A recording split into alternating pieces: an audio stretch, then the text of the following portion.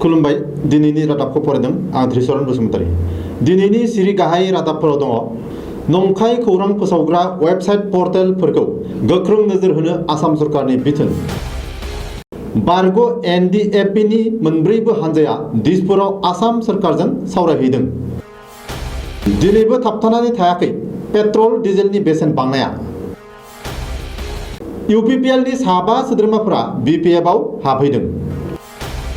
बाक्सायाव 10 foot गोलाव अजगर जिबौ मोनदों। बाक्सायाव हाग्रानि मैदेर गाग्लोबनायाव सासे बैसोगोरा सुबुंनि जिउ खहा। चीनआ भारतनि सा 10 रौनियाफोरखौ हगारफिनबाय। भारतआव सानसेयावनो सा 14,000निबो बांसिन कर'ना भाइरास पजिटिभ मोनदों। दानिया आबुं रादाब।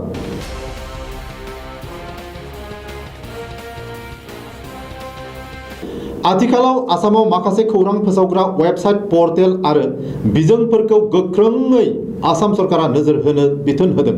शुक्रबारखालि आसामनि चिफ सेक्रेटारि कुमार सन्जय कृष्णया बे बिथिंनि बागै फोरमाय आरो सुबुं फोनांजाब बिफाननि सेक्रेटारि प्रीतम सयकिया आरो डाइरेक्टर अनुपम चौधुरीजों सावरायलायो।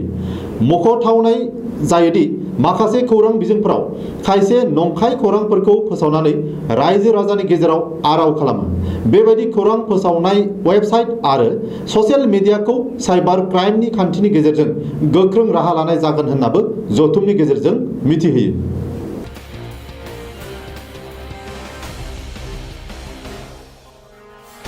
बिटिआर गोरोबथा खालामखांनायनि उनाव गिबि खेबनि थाखाय आसाम सरकार आरो एनडिएफबिनि दैदेनगिरिफोरनि गेजेराव शुक्रबारखालि गिबि मन्थ्रिनि कनफारेन्स हलाव सावरायलायो। बे जथुमनायाव बिटिआर गोरोबथानि दफा बादियै मोनब्रैबो हानजानि एनडिएफबि दैदेनगिरि आरो सोद्रोमाफोरनि गोजाम दायफोदो आरो केसफोरखौ रेहाय खालामनो आरो एनडिएफबिनि आगुनि सोद्रोमाफोरनो थांना थानायनि राहा खालामनानै होनो आरो सोरखारि साख्रियाव थिसननो थाखाय रायजो सोरखारनो गोसोखांलायबो गथायनाय जायो।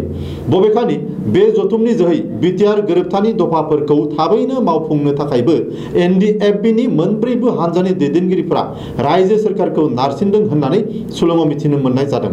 रिपर्टनि बादिब्ला बे जथुमायाव एनडिएफबिनि दैदेनगिरिफोरजों लोगोसे आसाम सोरखारनि डब्लिउपिटि मन्त्रि चन्दन ब्रह्म, राज्य सभानि एमपि बिश्वजित दैमारी, आसामनि चिफ सेक्रेटारि हम एन्ड पलिटिकेल बिफाननि सेक्रेटारि मोनजों लोगोसे नखर बिफाननि गोबांसा गोजौ थाखोनि अफिसारफोरा बाहागो लादोंमोन।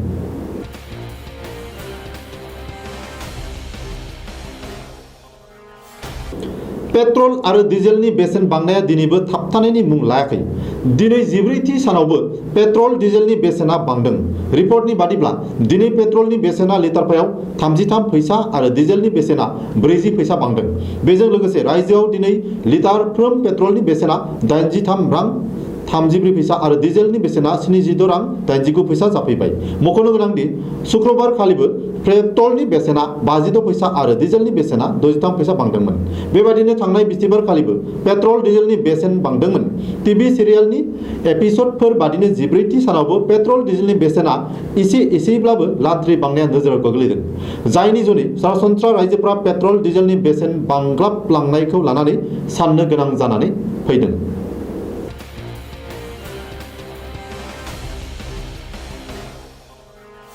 क'क्राझार जिल्लानि 8 नं दतमा बियाबनि सिङाव थानाय सुरजियाकातानि दरब्रै गामिनि साबा सुबुंफोरा दिनै इउपिपिएल दोलोखौ नागारनानै बिपिएफआव जयेन खालामफैयो।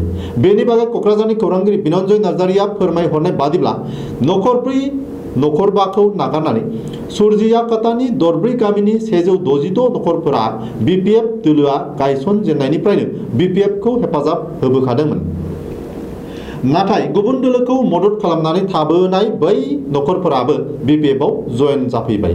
गोदानै हेफाजाब होनो फैनाय गोदान हेफाजाबगिरि मोनखौ गिबियावनो 8 नं दतमा बियाबनि बिपिएफनि बिजाथि प्रकाश बसुमतारीया गांफा गांफा आर'नाइजों बरायो आरो बे बियाबनि सिङाव थानायनि दोलोनि गुबुन गुबुन बिबानगिरि मोनाबो आर'नाइजों फारियै मान बावनानै बरायलाङो।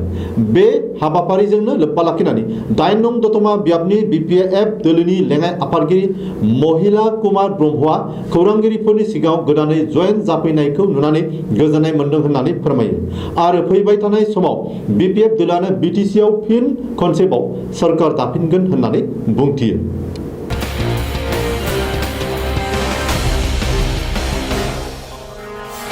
बाक्सा जिल्लानि भारत भुटान सिमना सेराव थानाय उत्तर कुसियाव दिनै फुंनि 6.30 रिंगायाव गोमालांनो हमनाय मासे अजगर जिबौ बोखांनो हादों।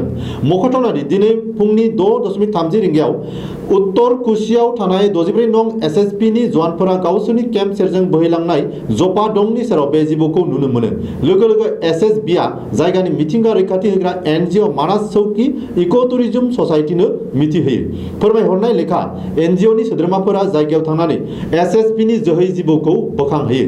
जिबौखौ बोखांहैनायनि उनाव SSB आरो NGO नि सोद्रोमाफोरा बाताबारि हाग्रा बिफाननो खौरां हरनानै बाताबारि हाग्रा ओनसोलाव हगारनानै होनाय जायो।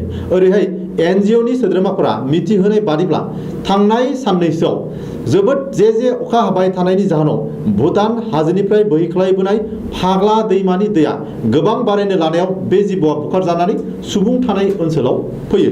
बाक्सानि खौरांगिरि बिनय कुमार बर'आ फोरमायहरनाय बादिब्ला बे जिबौआ 12 केजिसो जानायजों लोगोसे 10 फुट गोलाव जागोन होननानै NGO नि सुलुंनिफ्राय मिथिहोदों।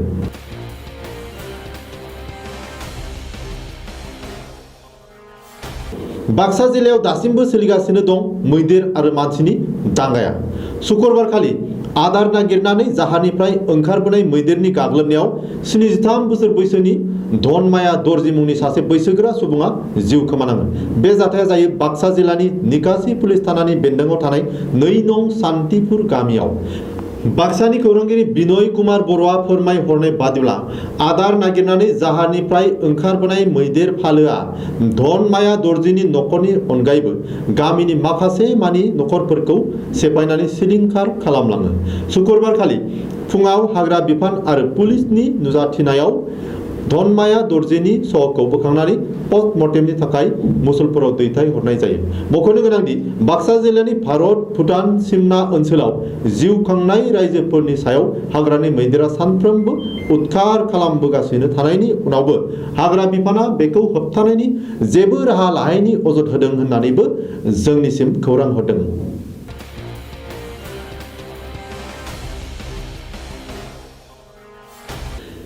चीनआ बन्दी खालामनानै दोननाय 60 भारतारि रौनियाखौ हगार हरफिनबाय। गलबान दैमा सेराव भारतारि रौनिया आरो चीननि रौनियानि गेजेराव जानाय दाङाबाजियाव 20 भारतारि रौनियाया मुंख्लं जानांनायनि अनगायैबो 60 भारतारि रौनियाखौ चीननि रौनियाया बन्दी खालामनानै दोनदोंमोन। जाथायनि बागै मोन्नैबो हादरनि गुबुन हादरारि बिफाननि मन्थ्रिनि गेजेराव सानथामसिमहालागै सावरायलायनानै मोनसे गोरोबथानि गेजेरजों 60 भारतारि रौनियाखौ चीनआ भारतनो गथायनानै होफिनो। सुलुंनि बादिब्ला भारतारि रौनियानि सायाव मोनबो गाज्रि रोखोमनि आखु दिन्थियाखै आरो गाहामै गाहाम हगार हरफिनदों।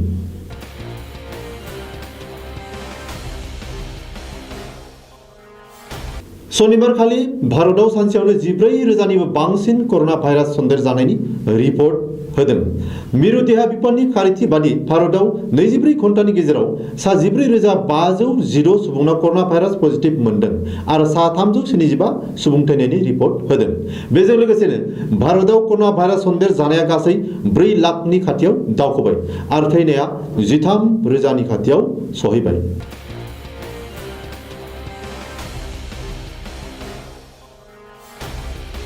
दिनैनि रादाबा एसेनोसै। गोजोन्थों।